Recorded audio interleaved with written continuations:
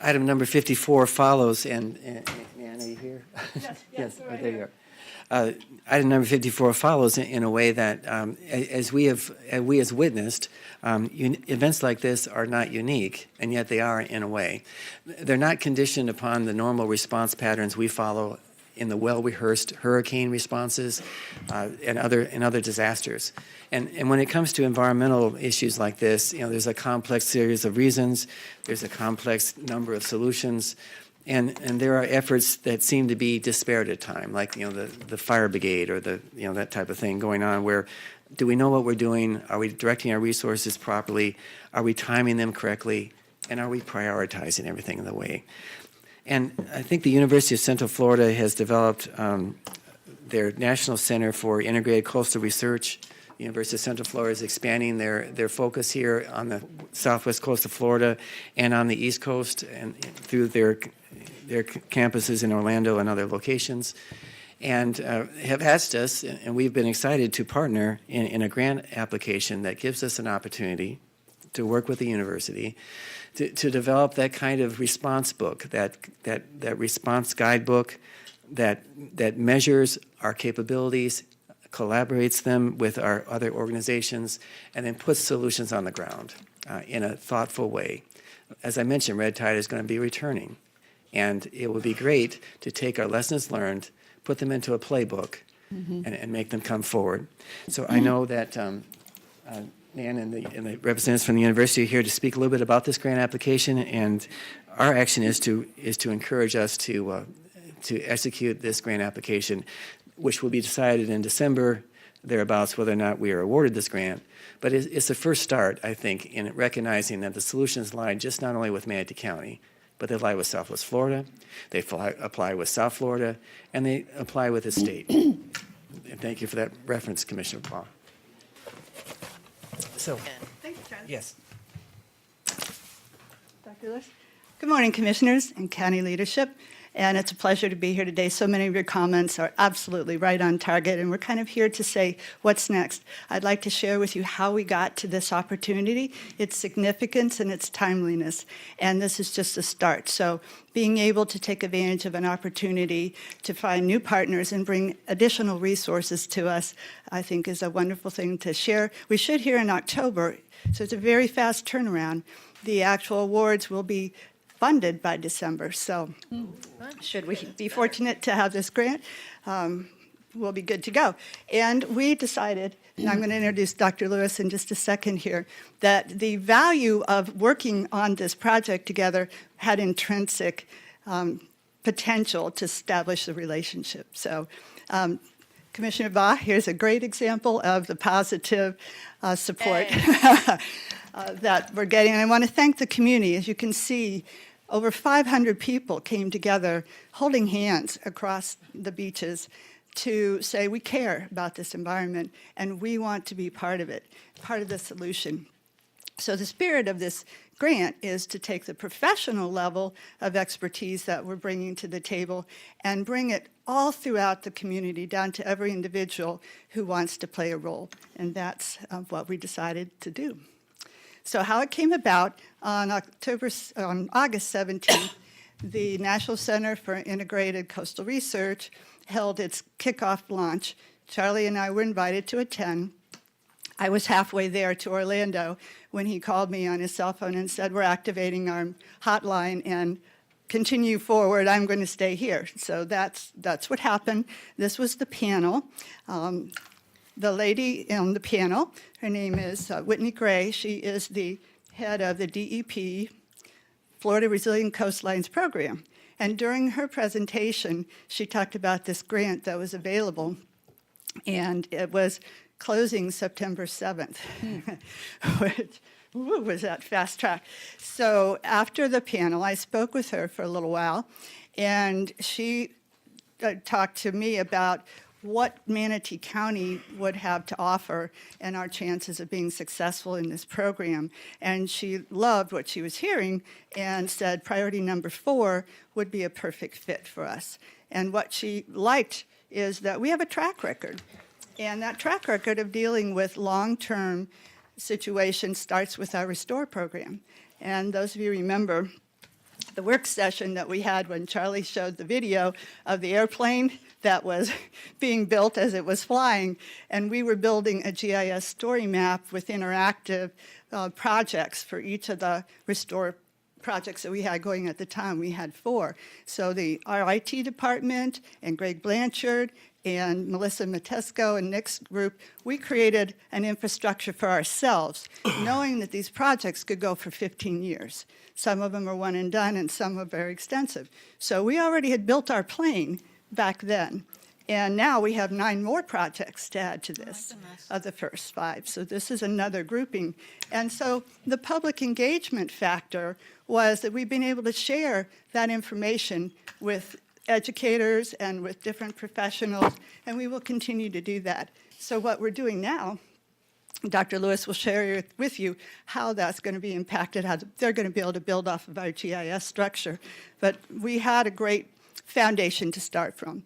And so with this piece right here, which exactly is what you've been talking about, taking the best practices that we already have for all of these different programs, and we deliberately chose the word playbook as opposed to toolkit or guidebook, because in the sports, playbook is about practice.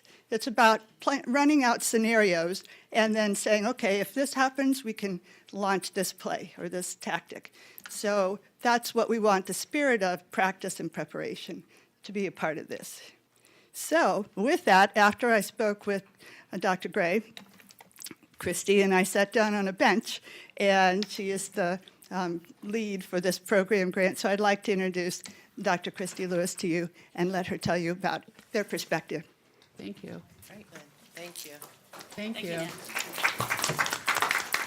Everyone, I'm Dr. Kristy Lewis. I'm a new member of the National Center for Integrated Coastal Research at UCF Coastal, and we're really excited to be here as America's Partnership University and to represent what UCF Coastal has to offer. And the partnership, I mentioned that, is because we launched on one day, and that very same day, Nan and I sat down on a bench, and we came up with an idea that said, hey, we need to focus on the red tide. This is a problem. We need to get on the ground and start doing some work. I'm trained as a marine ecologist, a biological oceanographer who looks at disturbances and how those disturbances affect our marine ecosystem, and how those disturbances kind of come up to the society level, to the economic level. So not just looking at the marine ecosystem in a kind of a box, but knowing that that connects here in Florida to a very integrated approach to everyone's livelihood and well-being. And with that said, we thought Manatee County was an incredible place to start a partnership where information is key. And when I started seeing the red tide come to fruition, if you've Googled it, right, you found you get to many websites, Moat Marine websites, University of South Florida website. There's all of this information, but I could imagine as a layperson, it was a little bit of information overload, right? Like it's just so much, and some of it is so sciencey that you can't really understand it, and some of it you don't know where to click on the website. So we are proposing this idea to Florida DEP to say, you know what?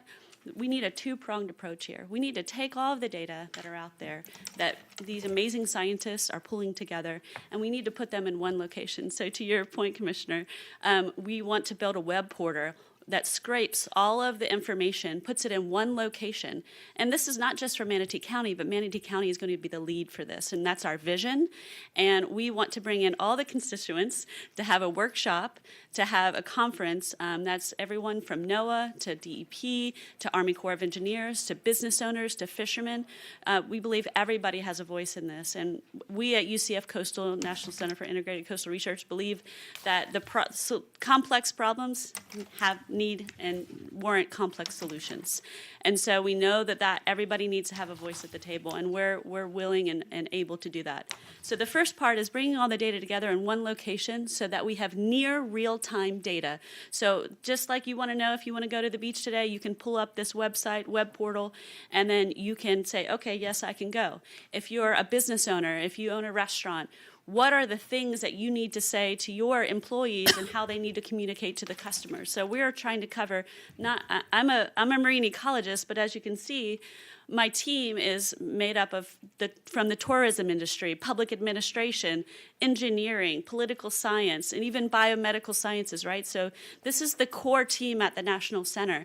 Everyone you see here is involved in this grant. So that's the first take. The second, but I would say equally as important, is creating this playbook built on the infrastructure that Nan mentioned with the Restore grant. So we have we have not just this core team, but we have 40 other faculty members in the center.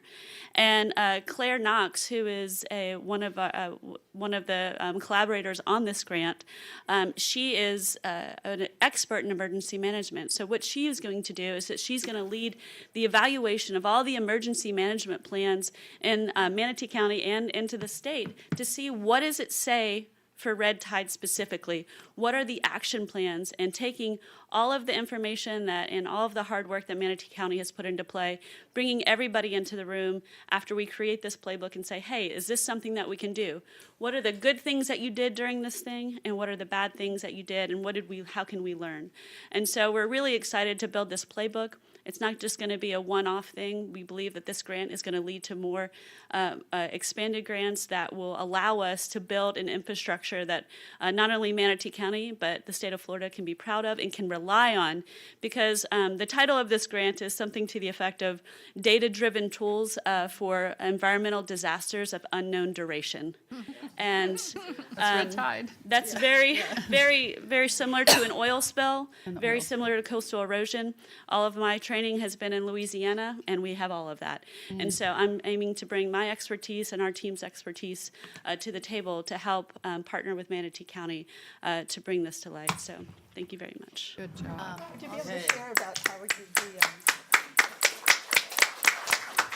So Nan asked me to share one part of the project. So we're going to be kind of building out on the GIS story map, which is kind of a place-based way to tell a story using geospatial data. But one of the partners in the core team is Chris Emmerich, and he can build what we call a Twitter sentiment analysis. So we can, when people tweet, there's oftentimes when people can geo-reference their tweet, right? So we can actually scrape all the data from Twitter and then geo-reference it, and then we can analyze it to see if it's positive or negative and get the information. So even if you don't think you're involved in the recovery or the analysis of how red tide is affecting us, we can actually take citizen data, what we call it citizen source data, and then allow that to expand up and learn a little bit about how the community is reading the red tide and reading any type of environmental disaster. And I should say that we say disasters of unknown duration because we're not just saying that it's the red tide or the bloom in Lake O. So we know that there's going to be other disasters of unknown duration, and we want to be prepared for that. So this playbook will be flexible in order to deal with not just red tide. So we're thinking broadly here. So we have a lot of work to do, but I think we're keen to do that with you guys. Thank you. Commissioner Whitmore?